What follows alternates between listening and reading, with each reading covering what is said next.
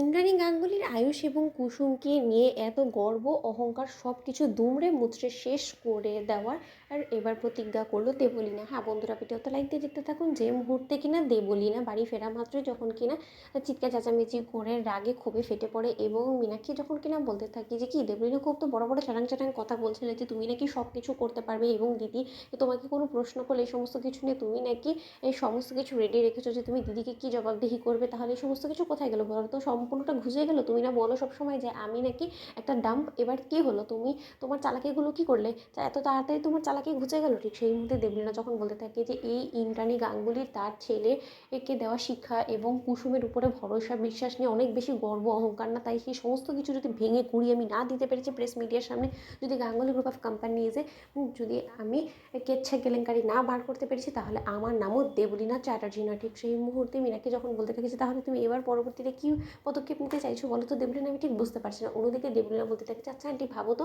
যে কুসুম এবং আয়ুষ মিলে কোনো একটা ডিল ক্র্যাক করার জন্য কোথাও একটা গেলো এবং সেখানে যাওয়া মাত্রই তাদের গাড়িটা হঠাৎ করে খারাপ হয়ে গেলো এবং তার পরবর্তীতে তারা আর বাড়ি ফিরতে পারে না, তাহলে সেই রাতের জন্য তাদেরকে কোনো একটা হোটেল রুমে স্টে করতে হলো এবং সেই হোটেল রুমে যদি কুসুম এবং আয়ুষকে একসঙ্গে ঘনিষ্ঠ অবস্থায় দেখা যায় এবং সেই মুহূর্তেই যদি প্রেস মিডিয়ার লোকেরা সেখানে গিয়ে হাজির হয় এবং ওদেরকে হাতে নাতে ধরে ফেলে, তাহলে গাঙ্গুলি গ্রুপ অফ কোম্পানিজের বিরুদ্ধে তো এটাই অ্যালিগেশন থাকবে যে তারা রীতিমতো তার গুণধর ছেলেরা মেয়েদেরকে এরকমভাবে মায়াজালে ফাঁসে তাদের সঙ্গে পরক্রিয়া করে বেড়ায় এবং মেয়েদেরকে এরকম করে ব্যবহার করে এবং তার জন্যই গাঙ্গুলি গ্রুপ অফ কোম্পানিজের ব্র্যান্ড অ্যাম্বাসেডার হিসেবে কুসুমকে সিলেক্ট করা হয়েছে, কারণ কুসুম সব অন্যায়গুলো তাদের ছেলের মুখ বুঝে মেনে নেয়। কারণ ও তো একটা কাজের মেয়ে, ওর মধ্যে তো স্বাভাবিক এই লোকটা কাজ করবেই যে ও এরকম একটা বড় বাড়ির বড়লোক বাড়ির ছেলে একে ফাঁসিয়ে ছেলের সঙ্গে ঘনিষ্ঠ সম্পর্কে পরক্রিয়া করে বেড়াচ্ছে এবং এই সমস্ত কুকীর্তি সম্পর্কে যদি একবার ওভারসিজ ক্লায়েন্ট থেকে শুরু করে এখানকার সকল বড় বড় ক্লায়েন্টসরা জানতে পেরে যায়, তার পরবর্তীতে এই গাঙ্গুলি গ্রুপ অফ কোম্পানিজের ইমেজটা কী করে বা ইন্দ্রাণী গাঙ্গুলি ধরে রাখবে বলো তো? তখন তো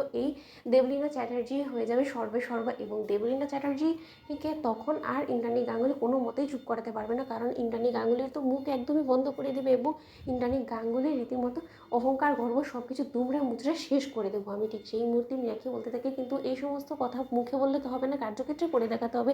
যদি এরকম করে বদনামি করাতে পারো তাহলে দেবলীনা আম ড্যাম শিওর যে দিদি আর তখন মুখ তুলে কোনো মতেই কারো কাছে দাঁড়াতে পারবে না এবং প্রেস মিডিয়া থেকে শুরু করে কারো কাছেই তো কোনো মতে কোনো কিছু জবাবদিহি করতে পারবে না। কিন্তু তুমি আয়ুষ এবং কুসুমকে একসঙ্গে ক্লায়েন্টের সঙ্গে দেখা করার বাহানায় বের করবে কী করে বাসা থেকে বলো তো? কারণ এবার থেকে তো কুসুম এবং আয়ুষ কেউই তোমার উপর আর ভরসা করবে না এবং দিদিও মনে হয় না আর কোনোদিনও তোমার কোনো রকম কোনো অফার অ্যাকসেপ্ট করবে। তখন তুমি কী করবে বলো তো? ঠিক সেই মুহূর্তে দেবলীনা বলতে থাকি যে আমি যদি লোক দিয়ে দূরে থেকে নিজেকে আড়াল করে সমস্ত কিছু করে তখন কোথায় যাবে বলো তো? বন্ধুরা লাইক শেয়ার করো, সাবস্ক্রাইব করো।